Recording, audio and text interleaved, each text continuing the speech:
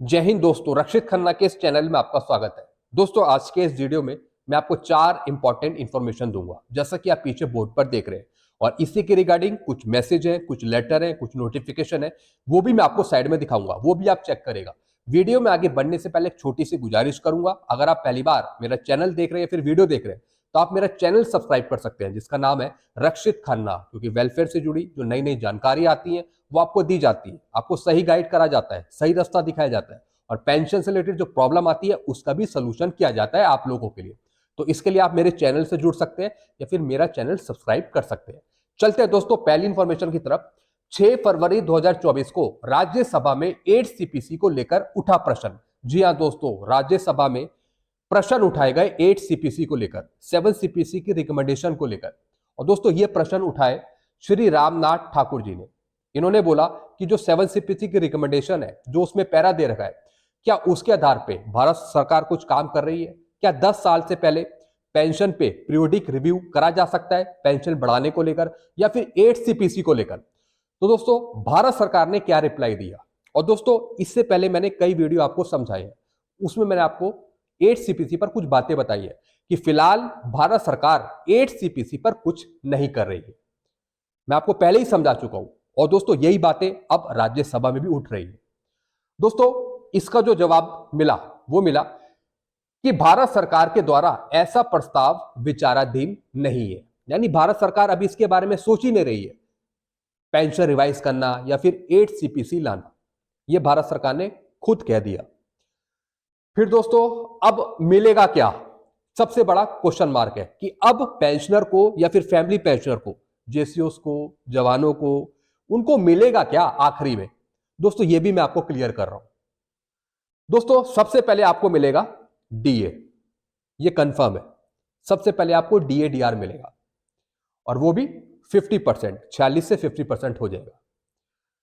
फिर दोस्तों दूसरी बारी आएगी ओआरओपी 3 की, अगर वो भी आपको जुलाई में टाइम पर मिल जाए। लेकिन दोस्तों 8 सीपीसी को अभी फिलहाल आप भूल जाइए, ये मैं आपको कई वीडियो में समझा चुका हूं, और जो भी मैं वीडियो बनाता हूं वो दोस्तों किसी बेस पर होते हैं। मैं ऐसे नहीं कि हवा में बातें करता हूं, डीप जाकर उसकी स्टडी करके तब मैं वीडियो बनाता हूं। नहीं तो ऐसे तो बहुत से यूट्यूबर घूम रहे जो बोलते हैं 8 सीपीसी कल आ जाएगा, परसों आ जाएगा, 50, 51, 52% आपका डीएडीआर हो जाएगा। ऐसे तो बहुत से यूट्यूबर आपने देखे होंगे। लेकिन दोस्तों मेरे चैनल पे ऐसा आपको कुछ नहीं मिलता। जो गवर्नमेंट देगी वही मैं आपको बताऊंगा, अगर नहीं देगी तो उसके बारे में भी बताऊंगा। तो दोस्तों आपको पहले मिलेगा डीएडीआर, वो भी 50%। फिर दोस्तों ओआरओपी 3 की बारी आएगी। लेकिन अभी आप 8 सीपीसी पर कुछ देगी भारत सरकार, ये भूल जाइए। मैं आपको पहले ही समझाऊं कि 8 सीपीसी पर अभी भारत सरकार कुछ नहीं कर रही है। अभी पहला हक है हमारा लेना, आप ही बताइए पहला हक क्या है लेना? वो है ओआरओपी 3 या फिर ओआरओपी 2 की विसंगतियों को दूर करना। सबसे पहला हक हमारा ये है। जब तक ओआरओपी की विसंगतियां ठीक नहीं होगी तो दोस्तों फिर आपको क्या मिलेगा? ऐसी पेंशन पे लॉस मिलेगा। तो इसलिए सबसे पहले ओआरओपी की विसंगतियां ठीक हो। और दोस्तों ओआरओपी 3 जब आए तो उसमें तमाम जो विसंगतियां हैं वो दूर हो, हम ऐसी आशा करते हैं, हम आशावादी हैं, हम ऐसी आशा करते हैं। फिर दोस्तों 18 महीने का जो डीएडीआर एरियर है, इस पर भी अभी प्लानिंग नहीं है भारत सरकार की देने की। यह भी मैं आपको पहले समझा चुका हूं। यह भी मैंने आपको बताया कि जो 18 महीने का डीआर का एरियर है वो अभी गवर्नमेंट नहीं देगी। हो सकता है कि चुनाव तक कुछ उसका विचार बदल जाए या चमत्कार हो जाए, अगर आपको मिल जाए 18 महीने का डीआर का एरिया, कोई चमत्कार ही आपको दिला सकता है ये। लेकिन ये भी सब भारत सरकार की पॉलिसी पे डिपेंड है। अब है दोस्तों दूसरा पॉइंट, इक्वल एमएसपी पर एडवोकेट से हुई बात। जी हां दोस्तों, जैसी दिल्ली हाई कोर्ट से खबर आई थी कि फ्राइडे को सुनवाई होगी 9 तारीख को, तो दोस्तों फिर मैंने एडवोकेट से बात करी जो एएफटी में कोर्ट केस लड़ते हैं। उन्होंने बताया इक्वल एमएसपी एक टेढ़ी खीर है, यानी बहुत बड़ी टेढ़ी खीर है, गवर्नमेंट इसे लंबा खींच सकती है। फिर मैंने बोला कि आप कोई पेंशनर है या फिर आप कोई एम्प्लॉय है जो ऐसा कह रहे हैं, क्या आप नहीं चाहते कि ORJCOs की इक्वल MSP हो जाए या फिर उनकी MSP बढ़ जाए?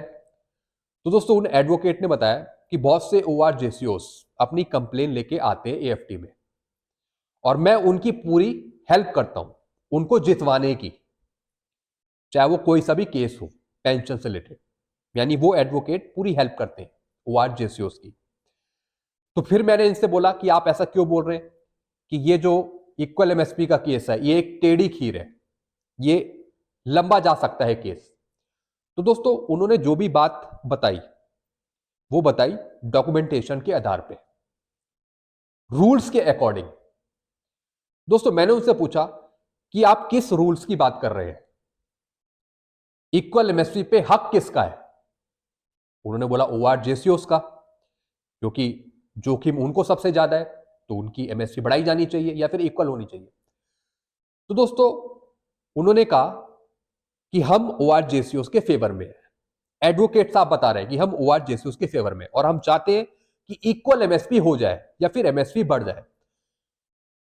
लेकिन दोस्तों अब वो बात कर रहे हैं कि जो कोर्ट में केस लड़े जाते हैं वो किस तरीके से तारीखों में उलझा देते हैं मैटर को, तो वो उसको लेकर कुछ बातें बता रहे हैं कि इक्वल MSP का फैसला जब होगा तब होगा, लेकिन कैसे तारीख पर उलझाना, कैसे क्या होता है। दोस्तों उन्होंने बताया जज आपको तारीखों में उलझा सकते हैं या जजमेंट लेट लतीफ करना या फिर सुप्रीम कोर्ट तक केस को ले जाना। यानी इनको भी कहीं लग रहा है कि इक्वल MSP का केस आगे लंबा जा सकता है, इतनी आसानी से नहीं मिल पाए।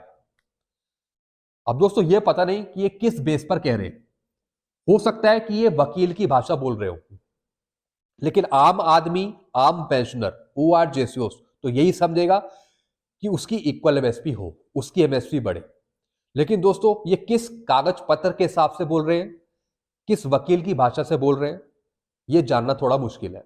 लेकिन इनका कहना है कि तारीखों में तारीख उलझाना, जजमेंट लेट लतीफ करना, सुप्रीम कोर्ट तक केस ले जाना, ये हो सकता है इक्वल MSP के मामले में। गवर्नमेंट यूनियन इतनी आसानी से इक्वल MSP नहीं देगी, लंबा खींचेगी केस को। और जैसा आपको पता है अगली तारीख है 9 फरवरी। दोस्तों हम खुश हुए थे कि हमें 3 दिन बाद की डेट मिली है या फिर 2 दिन बाद की डेट मिली है 9 फरवरी की। हो सकता है किसी कारणवश फैसला जल्दी आ जाए, ऐसा हो सकता है, हम उम्मीद कर सकते हैं क्योंकि हम आशावादी हैं, हम अच्छा ही सोचते हैं। बाकी हमें नहीं पता कि भारत सरकार क्या दे रही है, क्या कर रही है, वो बात की बात है। तो दोस्तों हम पॉजिटिव ही लेके चलते हैं।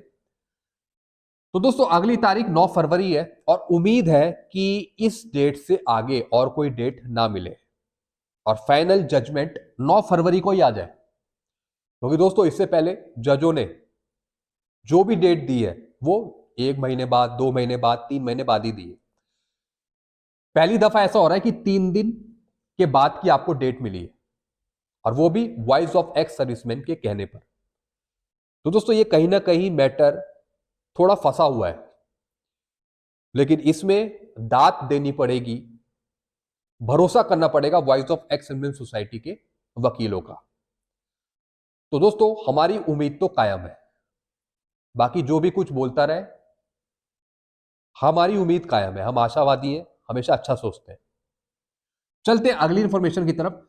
अगर जुलाई तक OROP 3 टेबल नहीं मिली तो उसके बाद एक और कोर्ट केस देखने को मिल सकता है सुप्रीम कोर्ट में। जी हाँ दोस्तों, जैसा आपको पता है OROP 3 की अगली जो डेट ड्यू है वो है जुलाई 2024 से, और अगर जुलाई 2024 में OROP 3 नहीं मिलती तो दोस्तों इससे पहले जो जजमेंट आया था सुप्रीम कोर्ट का, फिर उसका उल्लंघन हो जाएगा, जिसमें जज साहब ने बोला था कि OROP 3 जब आएगी तो टाइम पर भारत सरकार को OROP 3 देनी है जब उसका ड्यू है। लेट लतीफ नहीं होना चाहिए OROP 3 पेंशन टेबल आने में। तो दोस्तों उस बात का उल्लंघन हो जाएगा अगर भारत सरकार लेट लतीफ करती है या फिर जुलाई 2024 में OROP 3 नहीं देती है। तो दोस्तों नहीं देती तो फिर हमें एक और कोर्ट केस देखने को मिल सकता है किसी संगठन द्वारा जो मांग उठाएगा OROP में JCOs को घाटा क्यों हो रहा है, उसे सुलझाया जाए, पीएमआर को ओआरओपी दिया जाए, पेंशन को मैक्सिमम लेवल पर लाया जाए और पेंशन पे नुकसान ना हो। और दोस्तों, टाइम पर ओआरओपी देना, ये पहली प्रायोरिटी होगी। सही टाइम पे आपको ओआरओपी 3 मिले, सही टाइम पे आपको सब कुछ मिले, ये सबसे पहली प्रायोरिटी होगी। फिर दोस्तों, इक्वल एमएसपी का हक सबको मिलेगा। जी हां दोस्तों, इक्वल एमएसपी सिर्फ उन्हीं पेंशनर को नहीं मिलेगी जो कोर्ट केस कर रहे हैं या फिर जो उस दायरे में आ रहे हैं। नहीं, इक्वल एमएसपी का जो केस डाला गया है वो हर एक पेंशनर्स के लिए डाला गया है, हर एक के लिए डाला गया है। और ये 100% सही बात है। चाहे फैमिली पेंशनर हो, चाहे खुद पेंशनर हो, या फिर प्री मेचर हो, या फिर जेसीओज हो, ओआरस हो, जो पेंशनर्स 5,200 ले रहे हैं, जो पेंशनर 5,200 को आधा ले रहे हैं, जो पेंशनर्स ओआरओपी 1 ले रहे हैं, जो पेंशनर्स ओआरओपी 2 ले रहे हैं, उन सबको इक्वल एमएसपी या फिर एमएसपी बढ़ाए जाने का हक मिलेगा जब भी फैसला आएगा। तो दोस्तों, सबको इसका फायदा मिलेगा। बस देखने वाली यह बात होगी कि इसका फाइनल जजमेंट कब आता है और फिर भारत सरकार इसे किस डेट से लागू करती है, यह देखने वाली बात होगी कि कब से इसका जजमेंट लागू होता है। तो दोस्तों, ये कुछ इंफॉर्मेशन थी जो मैंने आपको समझाई, और एक और इंफॉर्मेशन मैं आपसे जानना चाहूंगा। आप सब पेंशनर्स मेरा वीडियो देखते हैं और विश्वास भी करते हैं मेरे वीडियोस पे और मेरे चैनल पे, इससे मुझे खुशी होती है। लेकिन दोस्तों, एक मैं प्रश्न आपसे पूछूंगा और वो प्रश्न ये है, आप अपने दिल पर हाथ रख के बताइए, सच बोलिएगा कमेंट में जो आप लिखेंगे। दोस्तों, सवाल ये है, इक्वल एमएसपी का फाइनल जजमेंट आ जाएगा या फिर तारीख पे तारीख मिलेगी, ये केस और लंबा चलेगा? अपने दिल पर हाथ रख के बोलिए, सच बोलिएगा कमेंट बॉक्स में। फिर बोल रहा हूं, इक्वल एमएसपी का केस और लंबा चलेगा या फिर भारत सरकार इस पे फैसला दे देगी, आपकी एमएसपी बढ़ा दी जाएगी या फिर 15,500 कर दी जाएगी? आपके क्या विचार है? सच बोलकर कमेंट करिएगा। तो दोस्तों, ये कुछ जानकारियां थी जो मैंने आपको समझाई। आई होप सारी चीजें आप अच्छे से समझ गए होंगे। वीडियो आपको अच्छा लगता है, वीडियो को लाइक करें और इस चैनल को आप सब्सक्राइब कर सकते हैं। ऐसे दोस्तों, मैं आपके लिए इंफॉर्मेटिव वीडियो लाता रहूंगा। इसके लिए आप मेरे चैनल से जुड़े रहिए। Thank you so much.